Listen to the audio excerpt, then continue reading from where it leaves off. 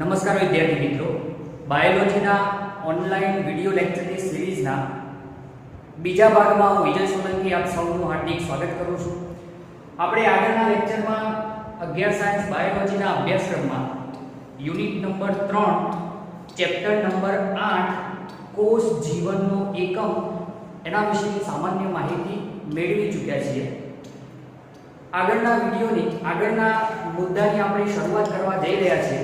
તો મિત્રો, તમને યાદ જ હશે 8.1 કોષ એટલે શું એ મુદ્દો આપણે ભણેલા.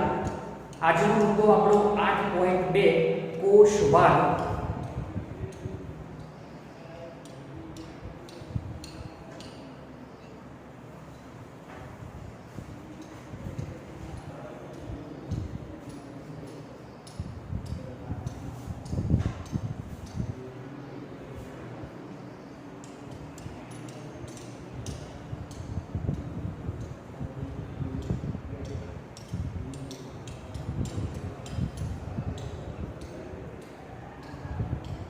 કોષવાદ તેને અંગ્રેજીમાં સેલ થિયરી કહે છે. તો કોષના સંશોધનનો ઇતિહાસ મેં તમને ભણાવેલો એ જરા રિમાઇન્ડ કરો મિત્રો, થોડું રિકેપ કરી લઈએ આપણે. તો આપણે ભણેલા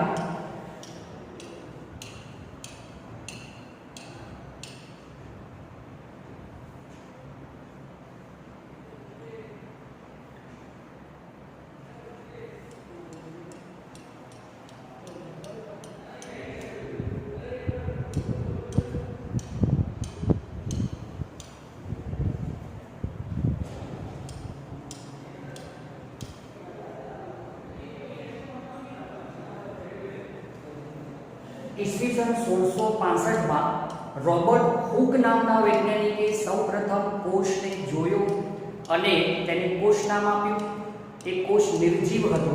સૌથી પહેલા રોબર્ટ હુકે જે જોયેલો તે 1674 માં લિવનહોક નામના વૈજ્ઞાનિકે સૌપ્રથમ જીવંત કોષ જોયો અને 1831 માં રોબર્ટ બ્રાઉન નામના વૈજ્ઞાનિકે કોષ કેન્દ્રની શોધ કરી. આ આપણે ભણી ચૂકેલા છીએ.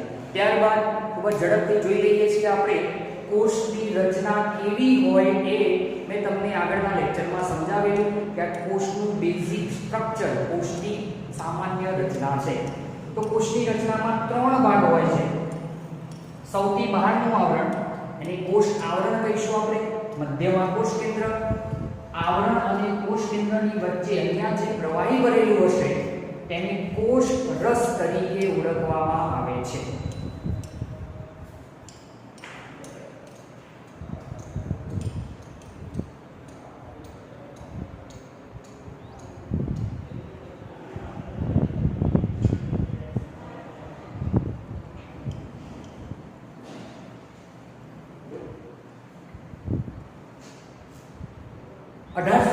પછીની વાત કરીએ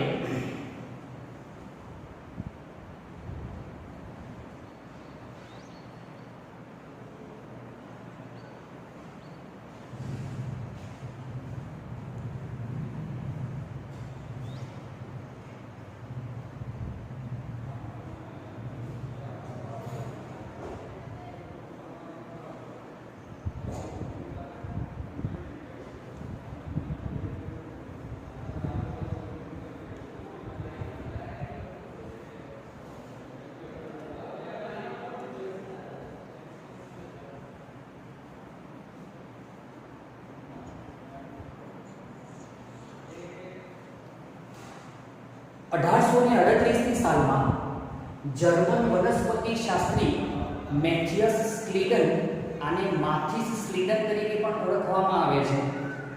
જનરલી આપણે સ્ક્લીડન નામ યાદ રાખીશું. તો આ સ્ક્લીડને વનસ્પતિ કોષનો અભ્યાસ કર્યો. એને એવું કીધું કે પૃથ્વી પરની મોટા ભાગની બધી જ વનસ્પતિ કોષોની બનેલી હોય છે. વનસ્પતિના કોષોની રચના વિગતવાર એને માઇક્રોસ્કોપમાં જોઈ અભ્યાસ કર્યો અને સ્ક્લીડને સૂચવ્યું કે બધી જ વનસ્પતિઓ કોષોની બનેલી હોય છે અને કોષો ભેગા થઈને પેશીની રચના બનાવે છે. વનસ્પતિઓમાં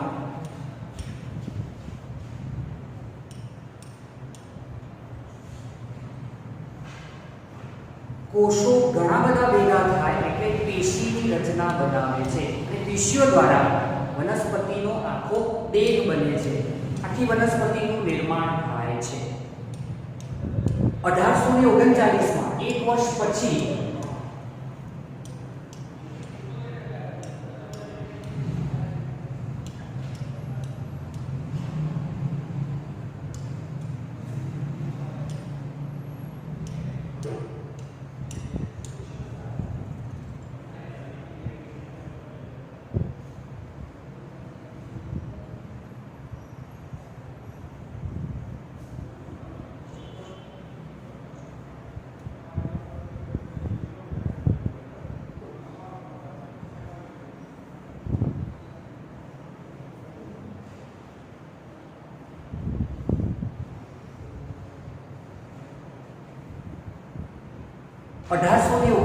માં બ્રિટિશ પ્રાણીશાસ્ત્રી થિયોડોર શોન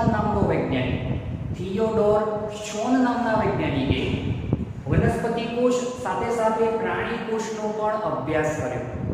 શોને એવું દર્શાવ્યું કે વનસ્પતિઓ વનસ્પતિ કોષોની બનેલી હોય છે અને પ્રાણીઓ પ્રાણી કોષોના બનેલા હોય છે. વનસ્પતિ કોષ અને પ્રાણી કોષનો વિગતવાર અભ્યાસ આ શોન નામના વૈજ્ઞાનિકે કર્યો અને એને મુખ્ય તફાવત આપ્યો કે વનસ્પતિઓમાં સૌથી બહારનું આવરણ કોષ દિવાલ હોય છે જે મજબૂત હોય છે. પ્રાણીઓમાં સૌથી બહારનું આવરણ કોષ રસ સ્તર હોય છે, કોષ દિવાલ હોતી નથી. મોસ્ટ ઇમ્પોર્ટન્ટ વાક્ય અને મોસ્ટ ઇમ્પોર્ટન્ટ એમસીક્યુ મિત્રો ખૂબ ધ્યાન રાખજો. અહીંયા હું વ્હાઇટ બોર્ડ ઉપર નોટ કરું છું, તમે ચોપડીમાં અને ચોપડાની અંદર નોટ કરી દેજો. ખૂબ જ મહત્વનો એમસીક્યુ, ખૂબ જ મહત્વનો એસક્યુ, ટૂંકો પ્રશ્ન કે શોન નામના વૈજ્ઞાનિકે વનસ્પતિ અને પ્રાણી કોષોનો અભ્યાસ કરી શું મહત્વનો તફાવત સૂચવ્યો એ અહીંયા હું નોટ કરું છું, ધ્યાન રાખજો બરાબર.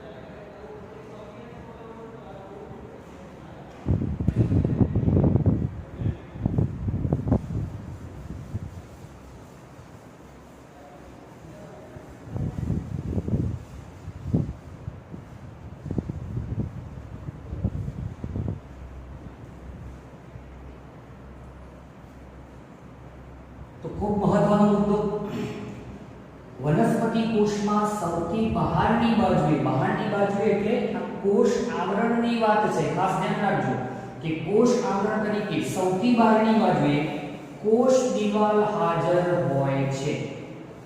જ્યારે પ્રાણી કોષોની વાત કરીએ તો શોને એવું કીધું કે પ્રાણી કોષોમાં સૌથી બહાર જે કોષ આવરણ હોય એમાં કોષ દિવાલ હોતી નથી. સૌથી બહારની બાજુએ કોષ રસ પટલ નામની રચના આવેલી હોય છે. તો વનસ્પતિઓમાં કોષ દિવાલની હાજરી એ વનસ્પતિઓનું એક અજોડ લક્ષણ છે, બેજોડ લક્ષણ છે. અજોડ, બેજોડ મતલબ માત્ર ને માત્ર વનસ્પતિમાં કોષ દિવાલ હોય, વનસ્પતિ કોષમાં કોષ દિવાલ હોય, પ્રાણી કોષમાં કોષ દિવાલ હાજર હોતી નથી. અહીંયા આપણે એક આકૃતિ દ્વારા સમજીએ, ખૂબ મહત્વનો એમસીક્યુ નો મુદ્દો છે માટે બે સમજવાની આકૃતિ દોરું છું હું. એક વનસ્પતિ કોષની આકૃતિ અને બીજી પ્રાણી કોષની આકૃતિ.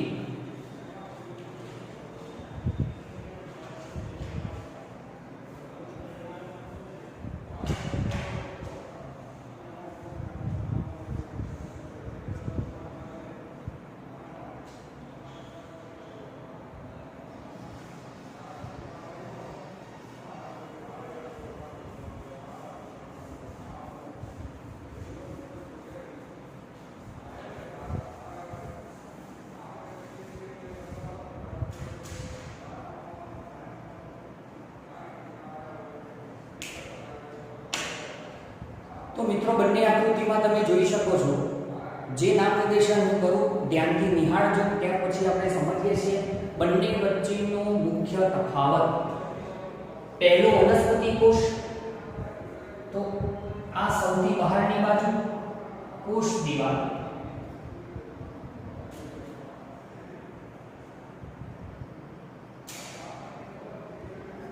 વચ્ચેના ભાગે કોષ કેન્દ્ર,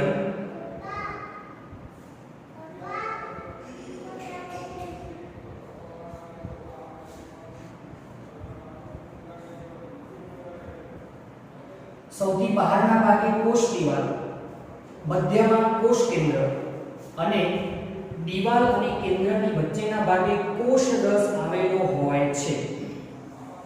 પ્રાણી કોષની વાત કરીએ તો સૌથી બહારની બાજુએ કોષ રસ પટલ,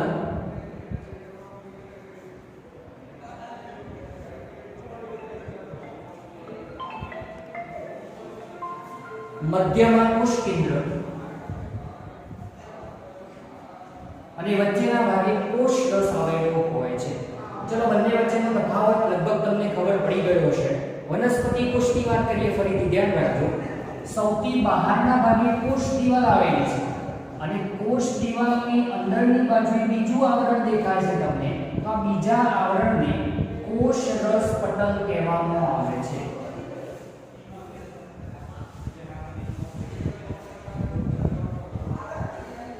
કોષ રસ પટલ. તો હવે ક્લિયર હશે મિત્રો વનસ્પતિઓના કોષની રચના. સૌથી બહારનું કોષ આવરણ કોષ દિવાલ, એના અંદરના ભાગે કોષ રસ પટલ, કોષ રસ, કોષ કેન્દ્ર. પ્રાણી કોષોની વાત કરીએ, સૌથી બહાર કોષ રસ પટલ, કોષ દિવાલ હશે નહીં, કોષ કેન્દ્ર અને કોષ રસ. તો શોન નામના વૈજ્ઞાનિકે વિગતવાર વનસ્પતિ અને પ્રાણીઓમાં અભ્યાસ કરી કોષોમાં જોવા મળતો મુખ્ય તફાવત આપ્યો. આના ઉપરથી સ્લીડન અને શોન નામના વૈજ્ઞાનિકે સંયુક્ત રીતે ભેગા થઈને એક વાક્ય આપ્યું અને એ વાક્યને કોષવાદ તરીકે ઓળખવામાં આવે છે. કોષવાદ એટલે કોષને લગતો સર્વસામાન્ય મુદ્દો. શું હતો એ મુદ્દો મિત્રો? તો મુદ્દો હતો એ બધા જ સજીવો કોષ અને કોષોની નિપજોના બનેલા છે. જો ફરીથી કહું છું, સાંભળજો મિત્રો. સ્લીડન અને શોને ભેગા થઈને કોષ વિશે એક સર્વસામાન્ય વાક્ય આપ્યું જેને કોષવાદ તરીકે ઓળખવામાં આવે છે અને એ વાક્ય કંઈક આ પ્રમાણે હતું કે બધા જ સજીવો કોષો અને કોષોની નિપજોના બનેલા છે.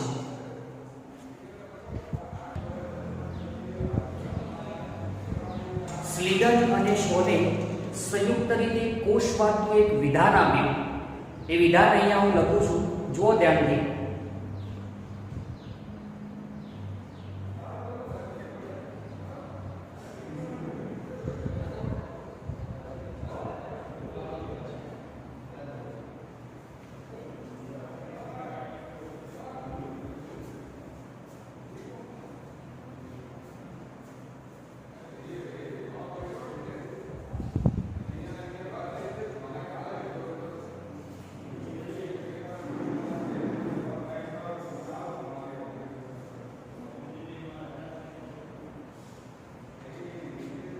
ખૂબ જ મહત્વનું વાક્ય, ટૂંકો પ્રશ્ન, એમસીક્યુ માટે પણ પૂછાઈ શકે એવો પ્રશ્ન કે સ્લીડન અને શોન નામના વૈજ્ઞાનિકે કોષવાદ આપેલો અને કોષવાદમાં એમને શું વિધાન આપેલું કે પૃથ્વી પરના બધા જ સજીવો, યાદ રાખજો, વનસ્પતિ, પ્રાણી, સૂક્ષ્મજીવ બધા જ સજીવો આવી જશે, કોષોના બનેલા હોય છે અને કોષોની નિપજોના બનેલા હોય છે. કોષોની નિપજો મતલબ કોષમાંથી ઉત્પન્ન થતું કંઈક તત્વ. તો દરેકનું શરીર કોષનું બનેલું હોય, કોષ દ્વારા ઉત્પન્ન થતા કંઈક દ્રવ્યનું બનેલું હોય છે. કોષવાદ એ સમયે ખૂબ પ્રચલિત થયેલો, પણ આની એક મર્યાદા હતી.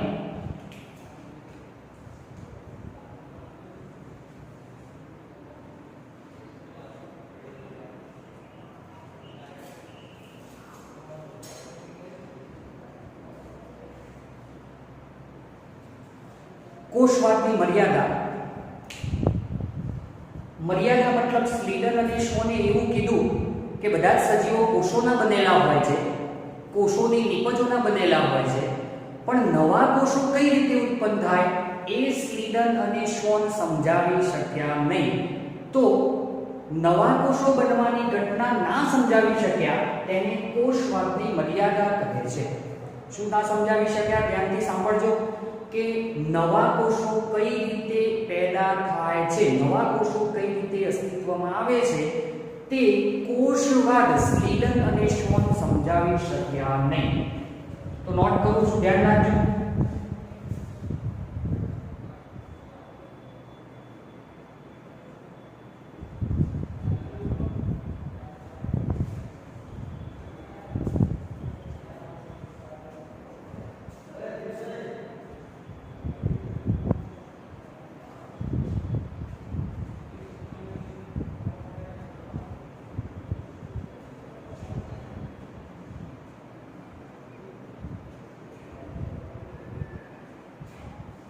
1895ની સાલમાં રુડોલ્ફ વિર્શો નામના વૈજ્ઞાનિકે એવું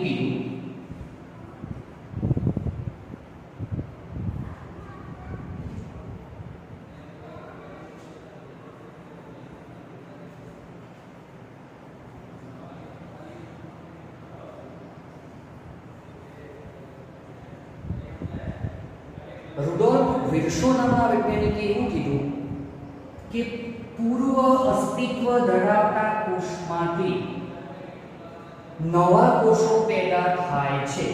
પૂર્વ અસ્તિત્વ ધરાવતો કોષ એટલે એક કોષ જે પહેલેથી હશે આનું કોષ વિભાજન થાય. કોષ વિભાજન નામની પ્રક્રિયા દ્વારા કોષનું વિભાજન, એક પિતૃકોષ હોય એનું વિભાજન થાય એટલે નવા બે બાળ કોષો બને છે. તો વિર્શોએ કોષવાદની જે મર્યાદા હતી એ મર્યાદાને દૂર કરી અને નવા કોષો કઈ રીતે અસ્તિત્વમાં આવે છે એ સમજાવતા વિધાન આપ્યું કે કોઈ પણ સજીવમાં નવા કોષો પૂર્વ અસ્તિત્વ ધરાવતા કોષમાંથી પેદા થાય છે. ખાસ મહત્વનો મુદ્દો, ખાસ સાંભળી બરાબર નોટ કરજો, ધ્યાન રાખજો. એક પિતૃકોષ હશે એ પહેલેથી હશે, એ ક્યાંથી આવ્યો એ તમારે જોવાનું નથી, એ આગળ ઉપરનું વિજ્ઞાન છે. પણ એક કોષ હશે એનું વિભાજન થાય એટલે નવા બે કોષ બનશે. હવે આ બે કોષનું વિભાજન થાય એટલે 4 બનશે, 4 નું વિભાજન થાય એટલે 8 બનશે, 8 માંથી 16 બનશે, 16 માંથી 32 બનશે, આગળ આગળ આગળ ચાલી જશે. ટૂંકમાં એક પૂર્વ અસ્તિત્વ ધરાવતો કોષ હોય એમાંથી જ નવા કોષ બને છે. આવું વિર્શોએ કીધું અને કોષવાદની મર્યાદા દૂર થઈ. કોષવાદની મર્યાદા જવાબ મળ્યો હોય એનો સમજો બરાબર. નવા કોષો કઈ રીતે ઉત્પન્ન થાય? તો પૂર્વ અસ્તિત્વ ધરાવતા કોષોના કોષ વિભાજનથી ઉત્પન્ન થાય છે. અને વિર્શોએ આ ઘટનાને લેટિન શબ્દમાં નામ આપેલું ઓમ્નિસ સેલ્યુલા ઈ સેલ્યુલા. ધ્યાન રાખજો બરાબર.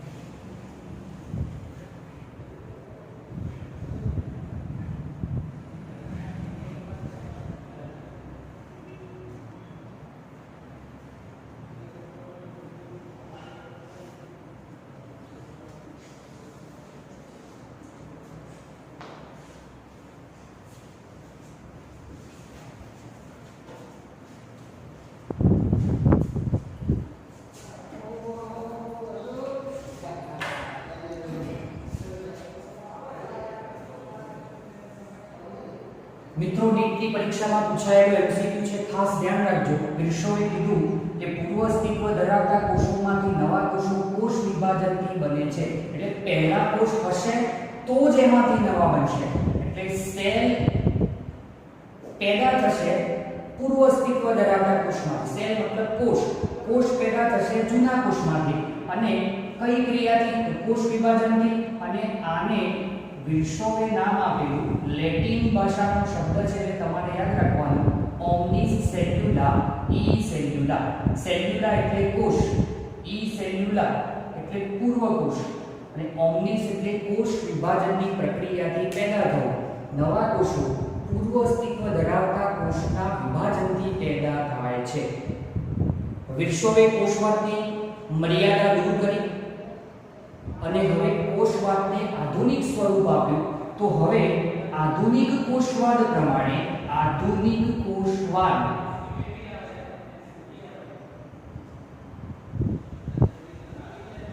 બે ગુણમાં પૂછાયેલો પડતો પ્રશ્ન. અત્યારના સમયમાં આધુનિક કોષવાદ કયો? તો બે મુદ્દા ધરાવે છે. એક પહેલો મુદ્દો જે પહેલા કોષવાદમાં હતો એનો એ સ્લીડન અને શ્વાનનો બધા જ સજીવો કોષોના અને કોષોની નિપજોના બનેલા હોય છે.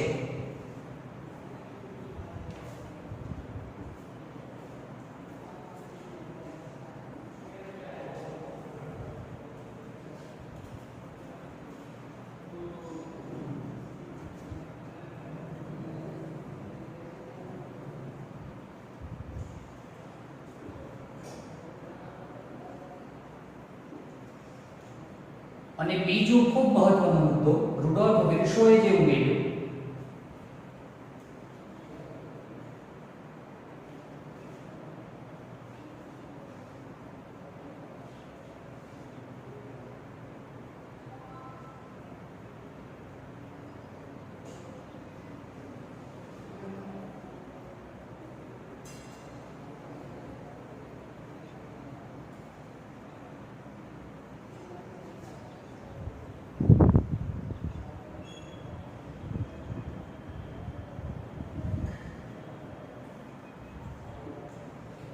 નવા કોષોનું નિર્માણ, નવા કોષોની ઉત્પત્તિ પૂર્વ અસ્તિત્વ ધરાવતા કોષોના કોષ વિભાજનથી થાય છે.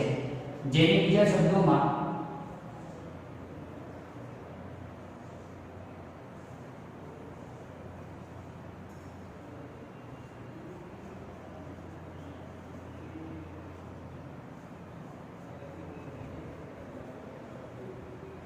ઓમ્નિસ સેલ્યુલા ઈ સેલ્યુલા પણ કહેવામાં આવે છે.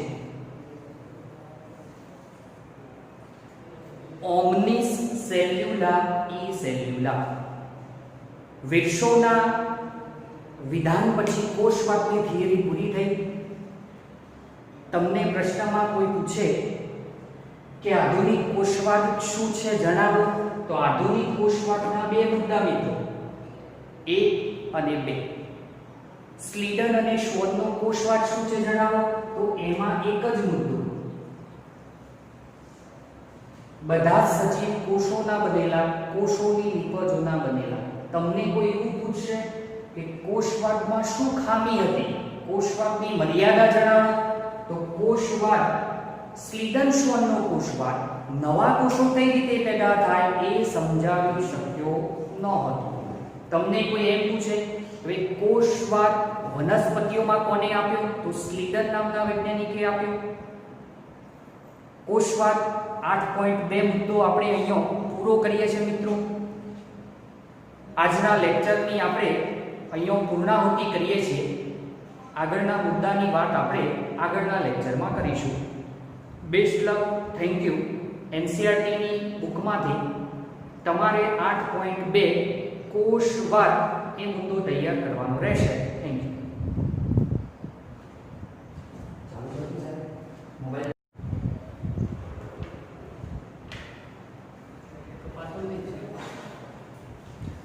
નમસ્કાર વિદ્યાર્થી મિત્રો, બાયોલોજીના ઓનલાઈન વિડિયો લેક્ચરની સિરીઝના બીજા ભાગમાં હું વિજય સોલંકી આપ સૌનું હાર્દિક સ્વાગત કરું છું.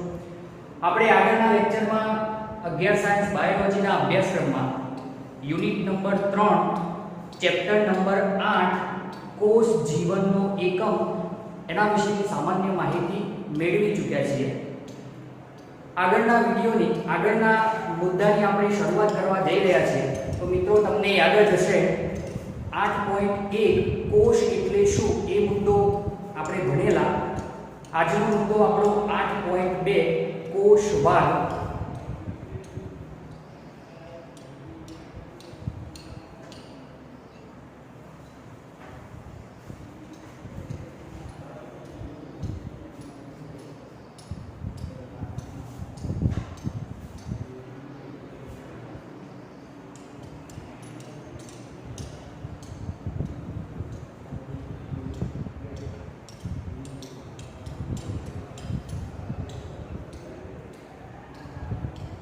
કોષવાદ તેને અંગ્રેજીમાં સેલ થિયરી કહે છે. તો કોષના સંશોધનનો ઇતિહાસ મેં તમને ભણાવેલો એ જરા રિમાઇન્ડ કરો મિત્રો, થોડું રિકેપ કરી લઈએ આપણે. તો આપણે ભણેલા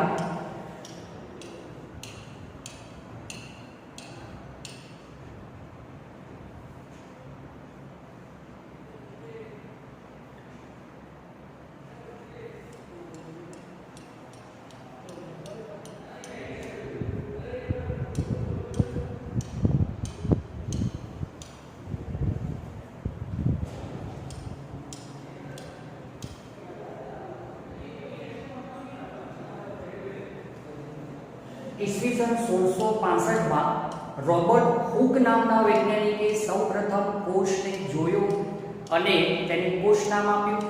એ કોષ નિર્જીવ હતો.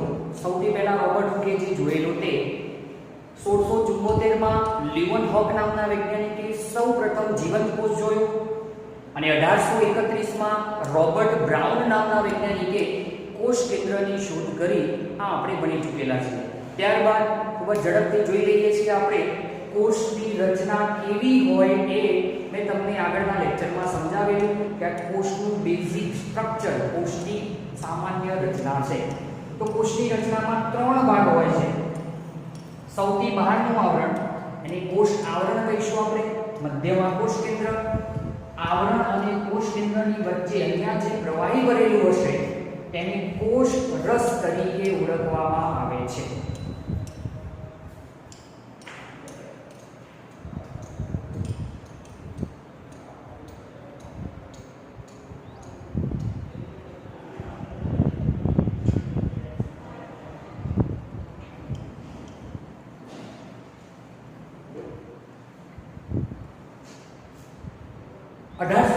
પછીની વાત કરીએ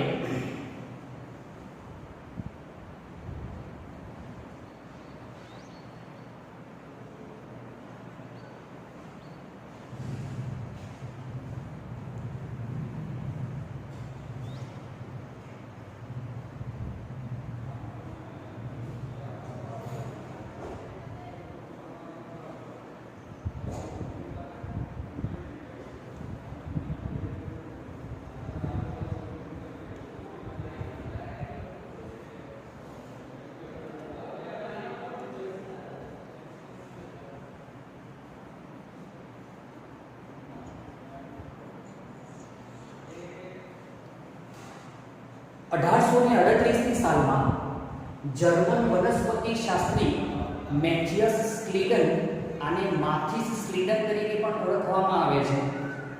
જનરલી આપણે સ્ક્લીડન નામ યાદ રાખીશું. તો આ સ્ક્લીડને વનસ્પતિ કોષનો અભ્યાસ કર્યો. એને એવું કીધું કે પૃથ્વી પરની મોટા ભાગની બધી જ વનસ્પતિ કોષોની બનેલી હોય છે. વનસ્પતિના કોષોની રચના વિગતવાર અને માઇક્રોસ્કોપમાં જોઈ અભ્યાસ કર્યો અને સ્લીડને સૂચવ્યું કે બધી જ વનસ્પતિઓ કોષોની બનેલી હોય છે અને કોષો ભેગા થઈને પેશીની રચના બનાવે છે. વનસ્પતિઓમાં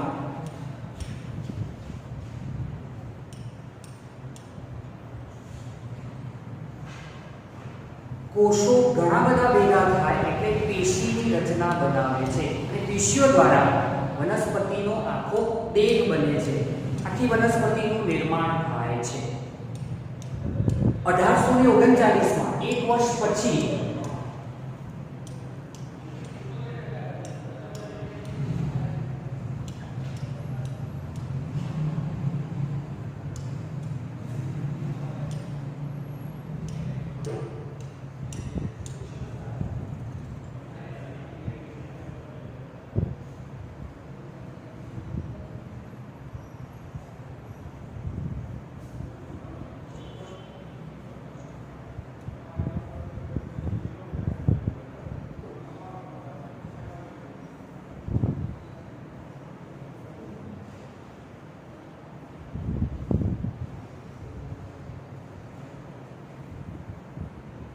1839 માં બ્રિટિશ પ્રાણીશાસ્ત્રી થિયોડોર શોન નામનો વૈજ્ઞાનિકે વનસ્પતિ કોષ સાથે સાથે પ્રાણી કોષનો પણ અભ્યાસ કર્યો. શોને એવું દર્શાવ્યું કે વનસ્પતિઓ વનસ્પતિ કોષોની બનેલી હોય છે અને પ્રાણીઓ પ્રાણી કોષોના બનેલા હોય છે. વનસ્પતિ કોષ અને પ્રાણી કોષનો વિગતવાર અભ્યાસ આ શોન નામના વૈજ્ઞાનિકે કર્યો અને એને મુખ્ય તફાવત આપ્યો કે વનસ્પતિઓમાં સૌથી બહારનું આવરણ કોષ દિવાલ હોય છે જે મજબૂત હોય છે. પ્રાણીઓમાં સૌથી બહારનું આવરણ કોષ રસ સ્તર હોય છે, કોષ દિવાલ હોતી નથી. મોસ્ટ ઇમ્પોર્ટન્ટ વાક્ય અને મોસ્ટ ઇમ્પોર્ટન્ટ એમસીક્યુ મિત્રો ખૂબ ધ્યાન રાખજો. અહીંયા હું વ્હાઇટ બોર્ડ ઉપર નોટ કરું છું, તમે ચોપડીમાં અને ચોપડાની અંદર નોટ કરી દેજો. ખૂબ જ મહત્વનો એમસીક્યુ, ખૂબ જ મહત્વનો એસક્યુ, ટૂંકો પ્રશ્ન કે શોન નામના વૈજ્ઞાનિકે વનસ્પતિ અને પ્રાણી કોષોનો અભ્યાસ કરી શું મહત્વનો તફાવત સૂચવ્યો એ અહીંયા હું નોટ કરું છું, ધ્યાન રાખજો બરાબર.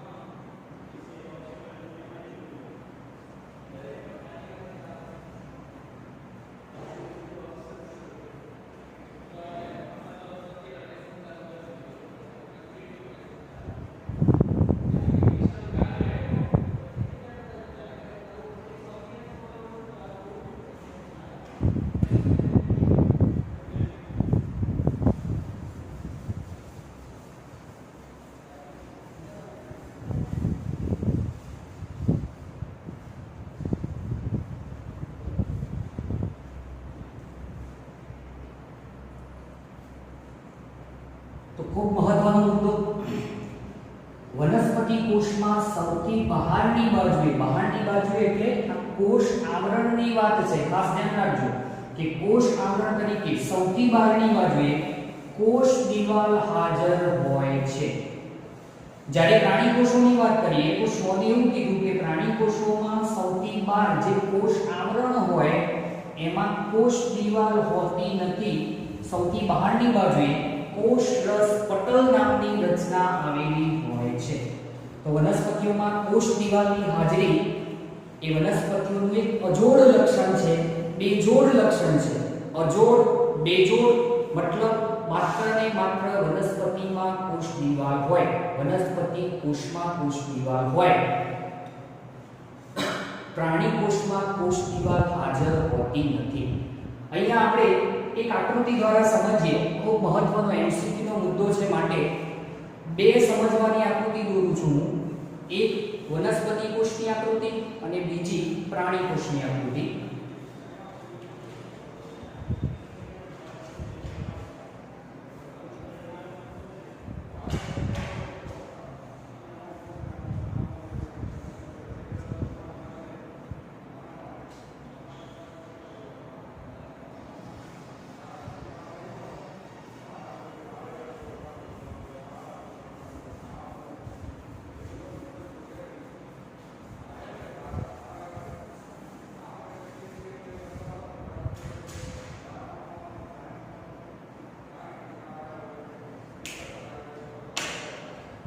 તો મિત્રો બંને આકૃતિમાં તમે જોઈ શકો છો, જે નામ નિર્દેશન હું કરું ધ્યાનથી નિહાળજો, ત્યાર પછી આપણે સમજીએ છીએ બંને વચ્ચેનો મુખ્ય તફાવત.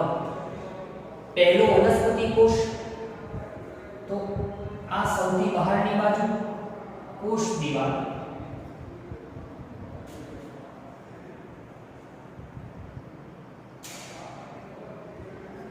વચ્ચેના ભાગે કોષ કેન્દ્ર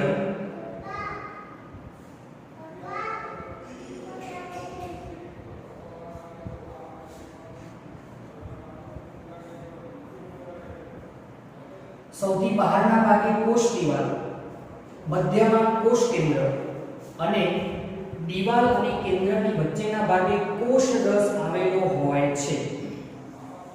પ્રાણી કોષની વાત કરીએ તો સૌથી બહારની બાજુએ કોષ રસ પટલ,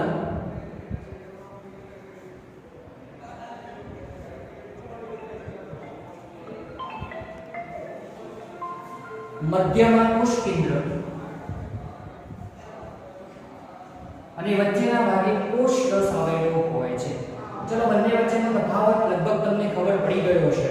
વનસ્પતિ કોષની વાત કરીએ, ફરીથી ધ્યાન રાખજો. સૌથી બહારના ભાગે કોષ દિવાલ આવેલી છે અને કોષ દિવાલની અંદરની બાજુએ બીજું આવરણ દેખાય છે તમને, તો આ બીજા આવરણને કોષ રસ પટલ કહેવામાં આવે છે.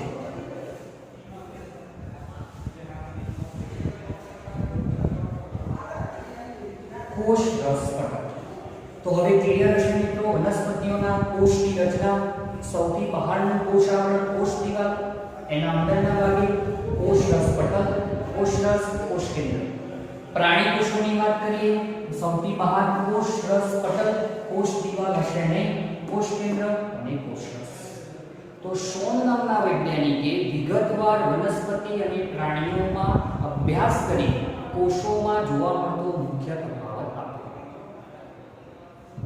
આના ઉપરથી સ્લીડન અને શોન નામના વૈજ્ઞાનિકે સંયુક્ત રીતે ભેગા થઈને એક વાક્ય આપ્યું અને એ વાક્યને કોષવાદ તરીકે ઓળખવામાં આવે છે. કોષવાદ એટલે કોષને લગતો સર્વસામાન્ય મુદ્દો. શું હતો એ મુદ્દો મિત્રો? તો મુદ્દો હતો એ બધા જ સજીવો કોષ અને કોષોની નિપજોના બનેલા છે. જો ફરીથી કહું છું, સાંભળજો મિત્રો. સ્લીડન અને શોને ભેગા થઈને કોષ વિશે એક સર્વસામાન્ય વાક્ય આપ્યું જેને કોષવાદ તરીકે ઓળખવામાં આવે છે અને એ વાક્ય કંઈક આ પ્રમાણે હતું કે બધા જ સજીવો કોષો અને કોષોની નિપજોના બનેલા છે.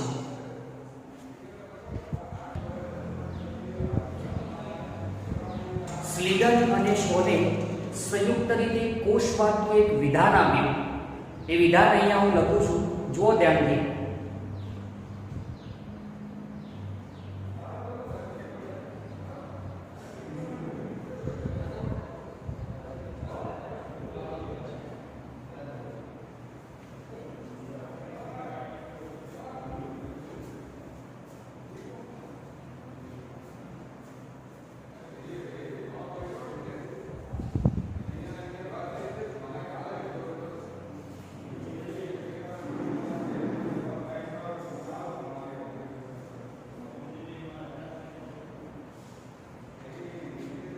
ખૂબ જ મહત્વનું વાક્ય, ટૂંકો પ્રશ્ન, એમસીક્યુ માટે પણ પૂછાઈ શકે એવો પ્રશ્ન કે સ્લીડન અને શોન નામના વૈજ્ઞાનિકે કોષવાદ આપેલો અને કોષવાદમાં એમને શું વિધાન આપેલું કે પૃથ્વી પરના બધા જ સજીવો, યાદ રાખજો, વનસ્પતિ, પ્રાણી, સૂક્ષ્મજીવ બધા જ સજીવો આવી જશે કોષોના બનેલા હોય છે અને કોષોની નિપજોના બનેલા હોય છે. કોષોની નિપજો મતલબ કોષમાંથી ઉત્પન્ન થતું કંઈક તત્વ. તો દરેકનું શરીર કોષનું બનેલું હોય, કોષ દ્વારા ઉત્પન્ન થતા કંઈક દ્રવ્યનું બનેલું હોય છે. કોષવાદ એ સમયે ખૂબ પ્રચલિત થયેલો, પણ આની એક મર્યાદા હતી.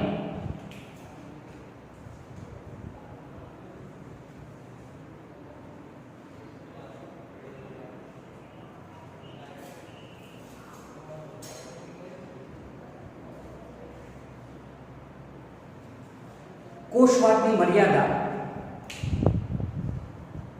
મતલબ સ્લીડન અને શોને એવું કીધું કે બધા જ સજીવો કોષોના બનેલા હોય છે, કોષોની નિપજોના બનેલા હોય છે, પણ નવા કોષો કઈ રીતે ઉત્પન્ન થાય એ સ્લીડન અને શોન સમજાવી શક્યા નહીં. તો નવા કોષો બનવાની ઘટના ના સમજાવી શક્યા તેને કોષવાદની મર્યાદા કહે છે. શું ના સમજાવી શક્યા? ધ્યાનથી સાંભળજો કે નવા કોષો કઈ રીતે પેદા થાય છે, નવા કોષો કઈ રીતે અસ્તિત્વમાં આવે છે તે કોષવાદ સ્લીડન અને શોન સમજાવી શક્યા નહીં. તો નોટ કરું છું, ધ્યાન રાખજો.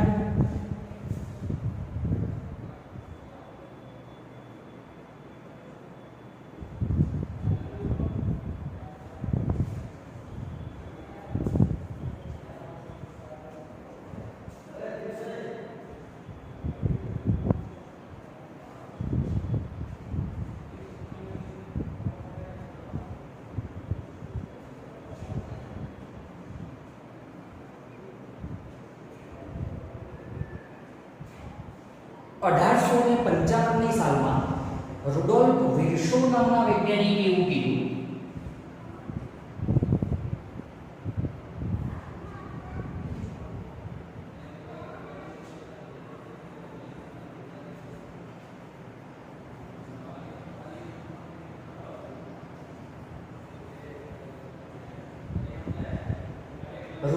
વિર્શો નામના વૈજ્ઞાનિકે એવું કીધું કે પૂર્વ અસ્તિત્વ ધરાવતા કોષમાંથી નવા કોષો પેદા થાય છે. પૂર્વ અસ્તિત્વ ધરાવતો કોષ એટલે એક કોષ જે પહેલેથી હશે આનું કોષ વિભાજન થાય. કોષ વિભાજન નામની પ્રક્રિયા દ્વારા કોષ વિભાજન, કોષનું વિભાજન, એક પિતૃકોષ હોય એનું વિભાજન થાય એટલે નવા બે પાડ કોષો બને છે. તો વિર્શોએ કોષવાદની જે મર્યાદા હતી એ મર્યાદાને દૂર કરી અને નવા કોષો કઈ રીતે અસ્તિત્વમાં આવે છે એ સમજાવતા વિધાન આપ્યું કે કોઈ પણ સજીવમાં નવા કોષો પૂર્વ અસ્તિત્વ ધરાવતા કોષમાંથી પેદા થાય છે. ખાસ મહત્વનો મુદ્દો, ખાસ સાંભળી બરાબર નોટ કરજો, ધ્યાન રાખજો. એક પિતૃકોષ હશે એ પહેલેથી હશે, એ ક્યાંથી આવ્યો એ તમારે જોવાનું નથી, એ આગળ ઉપરનું વિજ્ઞાન છે. પણ એક કોષ હશે એનું વિભાજન થાય એટલે નવા બે કોષ બનશે. હવે આ બે કોષનું વિભાજન થાય એટલે 4 બનશે, 4 નું વિભાજન થાય એટલે 8 બનશે, 8 માંથી 16 બનશે, 16 માંથી 32 બનશે, આગળ આગળ આગળ ચાલી જશે. ટૂંકમાં એક પૂર્વ અસ્તિત્વ ધરાવતો કોષ હોય એમાંથી જ નવા કોષ બને છે. આવું વિર્શોએ કીધું અને કોષવાદની મર્યાદા દૂર થઈ. કોષવાદની મર્યાદાનો જવાબ મળ્યો હોય એનો સમજો બરાબર. નવા કોષો કઈ રીતે ઉત્પન્ન થાય? તો પૂર્વ અસ્તિત્વ ધરાવતા કોષોના કોષ વિભાજનથી ઉત્પન્ન થાય છે. અને વિર્શોએ આ ઘટનાને લેટિન શબ્દમાં નામ આપ્યું ઓમ્નિસ સેલ્યુલા ઈ સેલ્યુલા. ધ્યાન રાખજો બરાબર.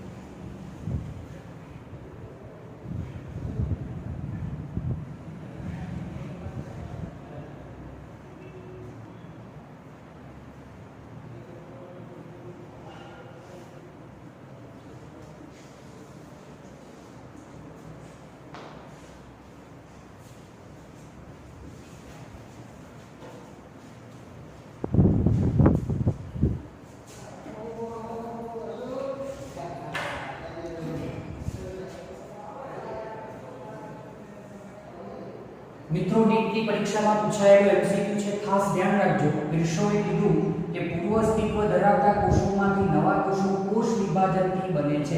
એટલે પહેલા કોષ હશે તો જ એમાંથી નવા બનશે.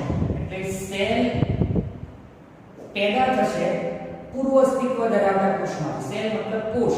કોષ પેદા થશે જૂના કોષમાંથી અને કઈ ક્રિયાથી? કોષ વિભાજનથી.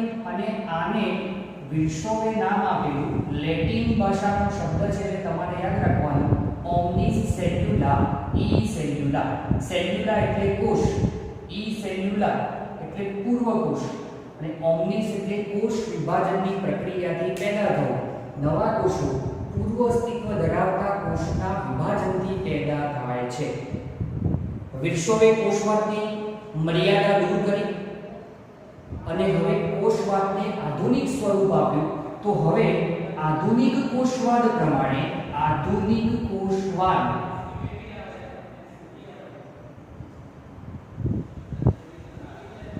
બે ગુણમાં પૂછાયેલો મોટો પ્રશ્ન. અત્યારના સમયમાં આધુનિક કોષવાદ કયો? તો બે મુદ્દા ધરાવે છે. એક પહેલો મુદ્દો જે પહેલા કોષવાદમાં હતો એનો એ સ્લીડન અને શ્વાનનો. બધા જ સજીવો કોષોના અને કોષોની નિપજોના બનેલા હોય છે.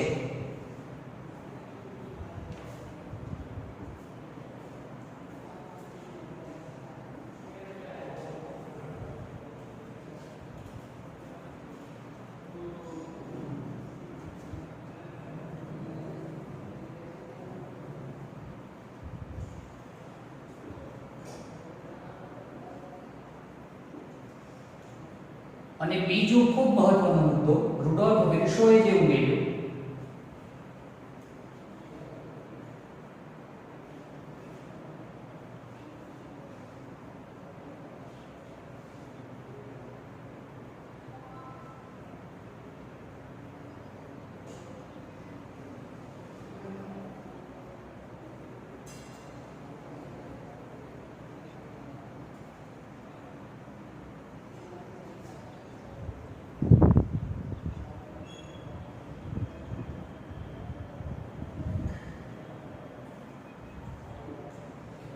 નવા કોષોનું નિર્માણ, નવા કોષોની ઉત્પત્તિ પૂર્વ અસ્તિત્વ ધરાવતા કોષોના કોષ વિભાજનથી થાય છે, જેને બીજા શબ્દોમાં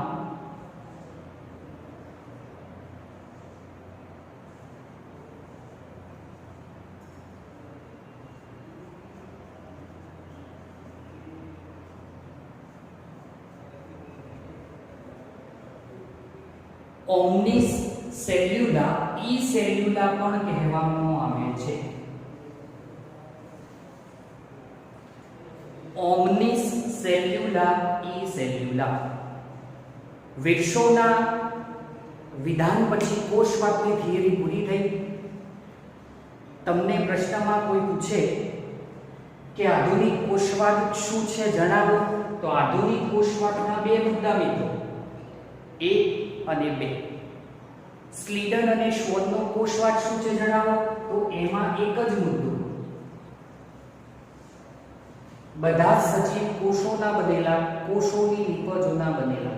તમને કોઈ એવું પૂછશે કે કોષવાદમાં શું ખામી હતી, કોષવાદની મર્યાદા જણાવો, તો કોષવાદ સ્લીડન શ્વોનનો કોષવાદ નવા કોષો કઈ રીતે પેદા થાય એ સમજાવી શક્યો ન હતો. તમને કોઈ એમ પૂછે હવે કોષવાદ વનસ્પતિઓમાં કોને આપ્યો, તો સ્લીડન નામના વૈજ્ઞાનિકે આપ્યો. કોષવાદ 8.2 મુદ્દો આપણે અહીંયા પૂરો કરીએ છીએ મિત્રો. આજના લેક્ચરની આપણે અહીંયા પૂર્ણાહુતિ કરીએ છીએ. આગળના મુદ્દાની વાત આપણે આગળના લેક્ચરમાં કરીશું. Best luck, thank you. એનસીઈઆરટીની બુકમાંથી તમારે 8.2 કોષવાદ એ મુદ્દો તૈયાર કરવાનો રહેશે. Thank you.